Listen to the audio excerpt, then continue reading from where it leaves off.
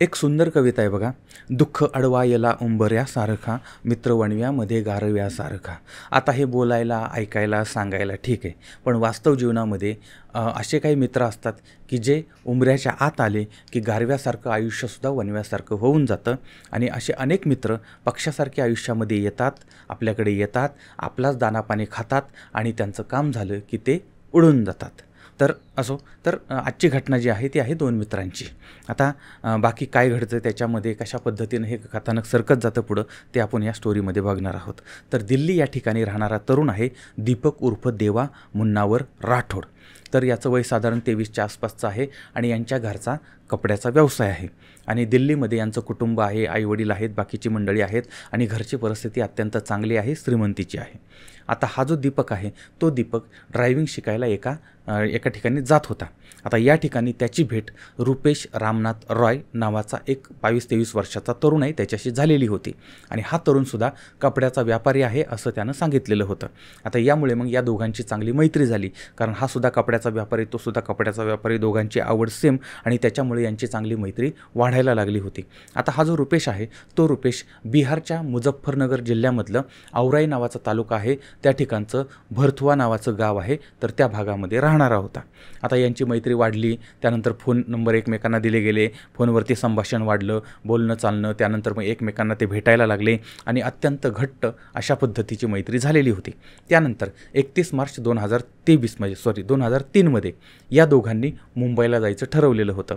मुंबई फिरू, जीवाची मुंबई करू आणि कपड्यांबद्दल वगैरे नवीन काही आपल्याला बघूया, काही घेता आलं तर ते घेऊया. आणि त्याचबरोबर दीपक राठोडला मुंबईला कपड्याचा व्यवसाय सुरू करायचा होता आणि त्याच्यामुळे 31 मार्च 2003ला ते मुंबईला आले होते.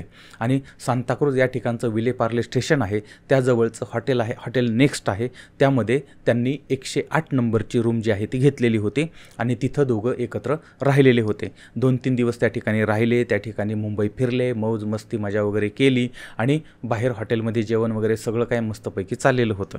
आता तारीख आहे 3 एप्रिल 2003, सकाळची 10ची वेळ होती आणि या सुमारास या हॉटेलमध्ये सहबॉय म्हणून काम करणारे दिनकर विठ्ठल शेट्टी हे रूम सफाई करण्यासाठी त्या ठिकाणी गेले होते. तर त्यांनी बेल वाजवली पण कुणीच दरवाजा उघडला नाही. त्यानंतर त्यांनी पुन्हा एकदा बेल वाजवून बघितली तरीही दरवाजा उघडला नाही. ठकठक केलं, टॉकटॉक केलं तरीसुद्धा दरवाजा उघडला नाही. त्यानंतर मात्र यांनी हॉटेलचे वरिष्ठ जे आहेत त्यांना कळवलं आणि नंतर वरिष्ठ आल्यानंतर त्यांनी मास्टर कीनं तो दरवाजा उघडला. दरवाजा उघडल्यानंतर आतमध्ये शिरले तर आतमध्ये बेडवरती कुणीतरी झोपलेलं होतं. आता हॉटेलच्या स्टाफनं मग हे बघितलं आणि त्या अंगावरची चादर जी आहे ती बाजूला केली तर आतमध्ये सगळं रक्ताने लाल वगैरे झालेलं होतं आणि चेक केलं तर दीपक यांचा मृतदेह रक्ताच्या थरोळ्यामध्ये पडलेला होता. त्यांची हत्या झालेली होती. त्यांच्या शरीरावरती टोकदार शस्त्रानं वार करण्यात आले होते. आणि त्यानंतर मग लगेचच यांनी मुंबई पोलिसांना घटनेची माहिती दिली. सांताक्रूज पोलीस त्या ठिकाणी आलेले आहेत आणि आता घटनेचा तपास सुरू झाला. हॉटेलवाल्यांनी दीपक आणि रुपेश या दोघांची माहिती पोलिसांना दिलेली होती. आता पोलीस रुपेशला इकडे तिकडे शोधायला लागले, पण रुपेश त्या ठिकाणी गायब झालेला होता. आणि सुरुवातीला पोलिसांना वाटलं की रुपेशसोबतसुद्धा काहीतरी अघटित घटना घडली तर नसेल ना, त्या अनुषंगाने सुद्धा तपास सुरू झालेला होता. मात्र तसा कोणताही पुरावा दिसत नव्हता आणि नंतर मात्र पोलिसांना त्या तरुणावर संशय यायला लागला होता, कारण हॉटेल रूममध्ये ते दोघं सोबत होते. आणि त्यामुळे मुंबई पोलिसांनी दिल्लीमधील दीपक राठोड याच्या घरच्यांना सगळी माहिती दिली. आता हे सगळं कळल्यानंतर त्या घरच्यांवरती दुःखाचा डोंगर कोसळला आहे आणि आता इकडं पोलिसांनी बॉडी जी आहे ती पोस्टमॉर्टमला पाठवली आणि नंतर मृतदेह घरच्यांच्या सुपूर्द केलेला आहे आणि मग अंत्यसंस्कार वगैरे पुढची कारवाई त्यांनी केली होती. आता पोलिसांनी इकडं त्यांची कारवाई सुरू केली होती. मुंबई पोलीस हे रुपेश राय याचा शोध घेत होते. आता त्याच्या शोधायला पोलीस त्याच्या मुझफ्फरनगर जिल्ह्यामधलं औराई तालुक्यातलं भरथुआ गाव जे आहे त्या ठिकाणी गेले होते, पण तिथं तो नव्हता. पोलिसांनी जवळजवळ सगळीकडे तपास केला, शोधण्यासाठी 15 ते 20 वेळा त्याच्या गावामध्ये फेऱ्या मारल्या, पण तरीही तो सापडला नव्हता. आणि रुपेशच्या घरच्यांची विचारपूस केली, त्यांच्यावरती नजर ठेवली, तरीसुद्धा रुपेश गावाकडे आलेला नाही. आता तो शोध लागत नव्हता, त्यामुळे आता हे प्रकरण जे आहे ते हळूहळू थंड पडलेलं होतं. म्हणजे हॉटेलमध्ये 2 मित्र येतात, एका मित्राचा खून होतो, दुसरा मित्र गायब होतो, पण दुसरा मित्र काही सापडत नाही. त्यामुळे प्रकरण आता थंड पडलेलं होतं आणि ते बासनामध्ये गुंडाळलेलं होतं. आता कोर्टानं देखील या प्रकरणामध्ये नेमकं काय घडतंय कळत नसल्यामुळे हे प्रकरण पेंडिंगला टाकलेलं होतं. आता 3 एप्रिल 2003ला झालेली हत्या होती आणि 2023पर्यंत याचा कोणताही तपास लागलेला नव्हता. तब्बल 20 वर्ष खुनी सापडलेला नव्हता आणि या दरम्यानच्या काळामध्ये मुंबई पोलिसांनी अनेकदा रुपेशच्या घरी चकरा मारलेल्या होत्या, पण तो सापडला नाही. पोलिसांना संशय आला की रुपेशनेच ती हत्या केली की त्याच्याबद्दल बरोबरच काय असं काय झालं, तो आहे की नाही, तो जिवंत आहे की नाही, ही सुद्धा एक शंका होती, प्रश्नचिन्ह होतं. आता नक्की काय घडलेलं होतं, जर तो जिवंत असेल आणि तो जर सापडला तरच नक्की प्रकरण काय घडलं हे समजणार होतं. आता 2023मध्ये सहपोलीस निरीक्षक तुषार सावंत यांनी पदभार स्वीकारलेला होता आणि फरार आरोपींचा शोध घ्यायला त्यांनी सुरुवात केली होती आणि पेंडिंगची जी प्रकरणं आहेत ती प्रकरणं बघितली होती. आता याच्यामध्ये दीपक राठोड प्रकरण जे आहे ते 20 वर्षापासून धूळ खात पडलेलं होतं. पोलिसांनी मग ते पुन्हा शोधायला सुरुवात केली. पोलीस पुन्हा त्या रुपेशच्या गावी गेले, पण रुपेश गावी आलेला नव्हता. मात्र काही नातेवाईकांच्या तो संपर्कात असल्याचं कळलेलं होतं.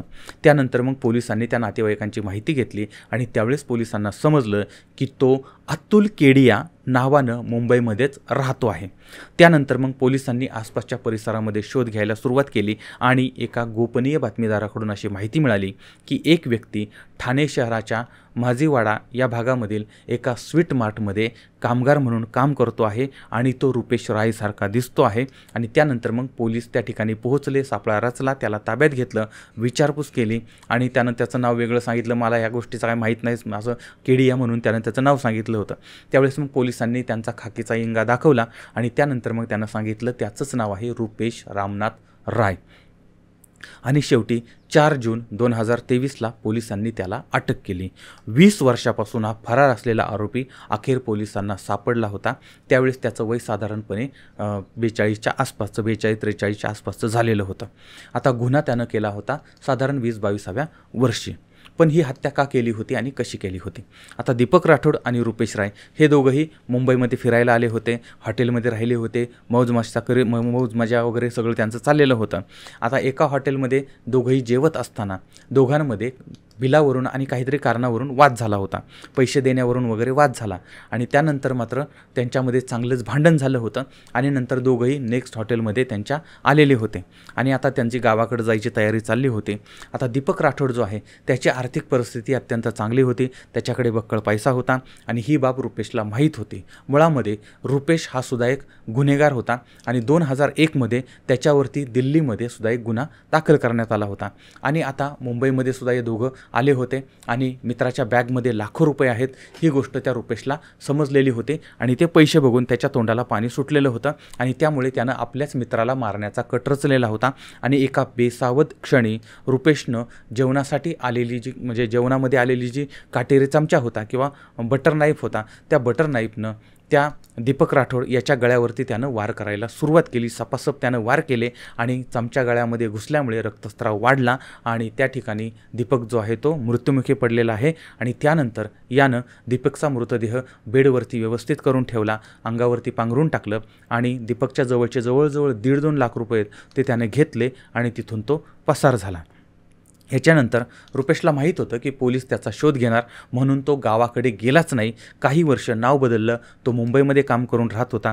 त्यानंतर तो ठाण्यामधील माझीवाडा या ठिकाणी एका स्वीट मार्टमध्ये कामाला लागला होता आणि तिथं त्यानं आपली ओळख लपवली होती, दुसऱ्याच्या नावाचा आधार घेऊन तिथं राहत होता. तो काही वर्ष गुजरातमध्ये राहिला होता, गोव्यामध्ये गेलता, रांचीमध्ये राहिला होता, पुण्यामध्ये सुद्धा नाव बदलून त्यानं नोकरी केलेली होती. कधी तो टुरिस्ट गाईड बनला होता, कधी ॲटो ड्रायव्हर बनला होता. नंतर मुंबईमध्ये आला आणि अतुल केडिया नावानं तो त्या ठिकाणी राहत होता आणि स्वीट मार्टमध्ये कामाला असतानाच त्या ठिकाणी डुप्लिकेट आधार कार्ड वगैरे बनवलेलं होतं आणि पासपोर्टसुद्धा बनवायला त्यानं टाकला होता आणि जर तो पासपोर्ट त्याला मिळाला असता तर विदेशामध्ये तो पळून जाण्याच्या तयारीमध्ये होता. मात्र पोलिसांची त्याच्यावर अगोदरच नजर पडली आणि त्याला ताब्यात घेतलं आणि त्याची चौकशी केली. त्यावेळेस 2001 साली आर्म्स ॲक्टमध्ये त्याच्यावर गुन्हा दाखल करण्यात आला होता. अशा पद्धतीनं एका मित्रानं दुसऱ्या मित्राचा विश्वासघातानं पैशासाठी खून केलेला होता आणि तब्बल 20 वर्षांनी तो खुनी सापडलेला होता. आता या सगळ्या प्रकरणामधून धडा काय मिळतो? कोणाशीही मैत्री करताना किंवा अनोळखी व्यक्तीशी मैत्री करताना त्या व्यक्तीचं बॅकग्राऊंड जाणून घ्या. कुणाबरोबर ती जात असताना एकत्र राहताना हे सगळं अगोदर समजून घेतलं पाहिजे.